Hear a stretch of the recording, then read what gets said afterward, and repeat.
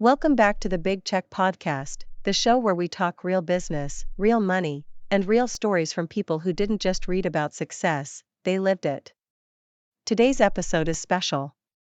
I'm sitting down with the CEO and founder of Big Check Clips, a builder who scaled brick-and-mortar and e-commerce businesses into the tens of millions in total revenue.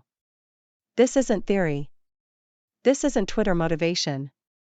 This is someone who's been in the trenches, payroll weeks, sleepless nights, high-risk decisions, real wins, real losses.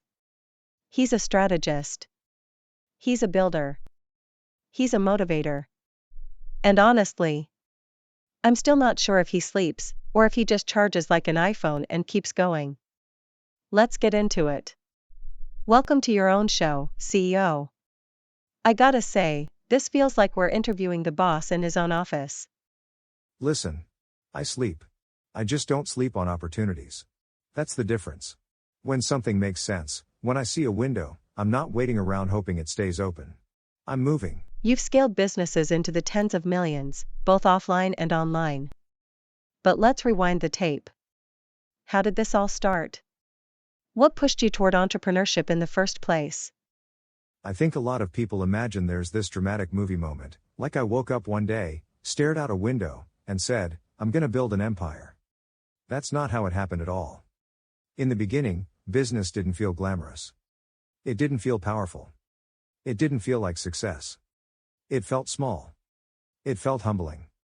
It felt like figuring things out day by day with more questions than answers. My first venture? Let's just say it wasn't even making enough money to buy lunch consistently, and that messes with you. You start asking yourself, am I wasting my time? Am I cut out for this? Why does it seem easier for everyone else? But looking back now, that stage taught me everything. Because when there's no money, no clout, no audience, all you have is problem solving. And that's where real entrepreneurs are built. So you didn't come from money? Not at all. I didn't come from money. I didn't come from a family where entrepreneurship was normal. I didn't have mentors sitting around the dinner table breaking down business models. I had to figure everything out from the ground up, the hard way. No shortcuts. No cheat codes. No safety net. Every lesson came from experience. Every mistake came with a price tag. And every win, no matter how small, felt earned. What did failure look like back then? Failure was way more common than success. And that's something people don't talk about enough. You see the highlight reels now, the numbers, the growth, the overnight success stories. But behind all of that is a long stretch where things didn't work. Ideas that flopped. Money that disappeared. Plans that looked great on paper and failed in real life. But I learned something early that stuck with me. Failure isn't a stop sign, it's tuition. You're going to pay for the lesson one way or another. Either you pay by learning, or you pay by quitting. And trust me, I paid beginner tuition multiple times. What kept you going during those moments? There was this voice in my head, especially on the hard days. When things weren't moving. When the numbers didn't make sense. When I was questioning everything. And that voice kept saying, one day, you're gonna look back and laugh at all this. Not in a cocky way. But in a this was part of the process way. Every loss sharpened me. Every mistake built a new skill. Every problem forced me to get better. I didn't know it at the time, but I was stacking invisible assets, experience, judgment, pattern recognition, mental toughness. Those don't show up on a bank statement, but they're worth millions later. That's powerful, because most people quit before they ever reach that point. Exactly. A lot of people quit right before things start making sense. They quit when it's still ugly. When it's still uncomfortable. When it's still quiet. But that phase? That's where the foundation gets built. If you survive that stage, really survive it, you come out different. You move different. You think different. And once that happens, success stops being a question of if. And starts becoming a question of when. You built strong brick-and-mortar operations, real locations, real customers, real cash flow. Why jump into e-commerce too? Because I don't like ceilings. Brick and mortar is powerful. You get real people, real relationships, real community. You see your customers. You hear their feedback in real time. You feel the business every day. But brick and mortar also has limits. You're capped by location, foot traffic, operating hours, geography. E-commerce removes those ceilings. So it wasn't about replacing physical business, it was about expanding? Exactly. I never saw online as instead of brick and mortar. I saw it as on top of it. Physical stores give you trust. Online gives you scale. When you combine the two correctly, you get something very powerful. What was your first experience with e-commerce like? Honestly? Humbling. My first online store looked terrible. I'm talking Windows 98 vibes. Dial-up energy. No design awards coming my way. But it sold. And that was the moment it clicked for me. Perfection doesn't make money, clarity does. What did you start learning once you entered that world?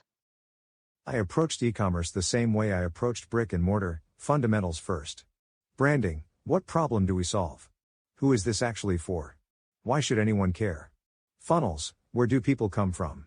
What do they see first? What makes them stay or leave? Ads, testing messages, not just creatives. Understanding attention. Respecting data. Product positioning, not what I liked, what customers responded to. Customer retention, because the second sale is always easier than the first. A lot of people think online business is easier. It's different, not easier. Online exposes you faster. If your offer is weak, the market tells you immediately. If your messaging is off, the numbers don't lie. There's no hiding behind foot traffic or location. You either convert, or you don't.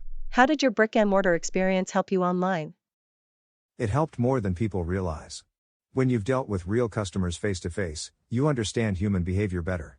You know, why people hesitate, why they ask certain questions, why they don't buy the first time. So online, instead of guessing, I translated real conversations into digital systems. Business is business. Different arena. Same fundamentals. So e-commerce wasn't a gamble, it was a calculated expansion. You've talked about systems, fundamentals, pressure, but let's zoom out for a second. What mindset separates people who talk about success from the ones who actually achieve it? Discipline, not hype. Consistency, not motivation. And the ability to take losses without falling apart. That's not what most people expect to hear. Because hype sounds better than truth. Motivation is emotional. Discipline is structural. Motivation shows up when things feel good. Discipline shows up when things feel heavy.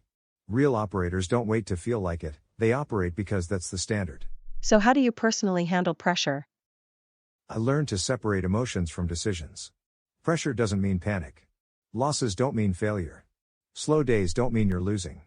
They mean you're operating in the real world. Most people want the results of entrepreneurship without the environment that creates them. What environment is that? Uncertainty. Responsibility. Risk. Knowing payroll has to be met. Knowing decisions affect other people's lives. Knowing no one is coming to save you. That's not for everyone, and that's okay. But if you want real success, you have to accept that discomfort is part of the deal.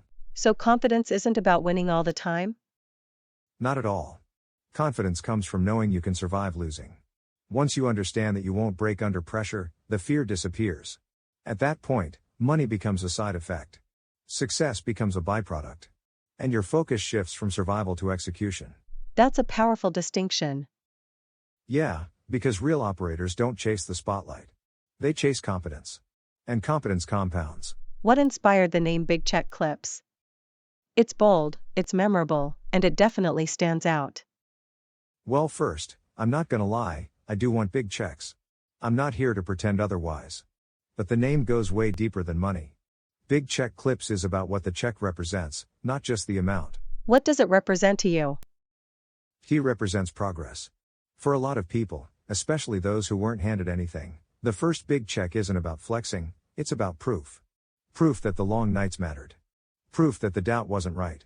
Proof that you can build something from nothing. I've been on both sides, counting every dollar and later counting commas. I know what that transition feels like. So it's more than motivation. Exactly. Big Check Clips isn't hype content. It's not fake gurus. It's not rented cars and rented lifestyles. It's lessons from someone who's been in the trenches. Payroll stress. Real risk. Real responsibility. Real wins and real losses. What does the brand stand for? 4 things: big ambition, thinking bigger than your current environment. Big confidence, trusting yourself before the results show up. Big responsibility, understanding that success comes with weight. Big results, because effort without outcomes is just motion. And most importantly, honesty. I don't sell dreams. I share processes. That's rare in the space. It is, because honesty doesn't always sell fast. But it lasts.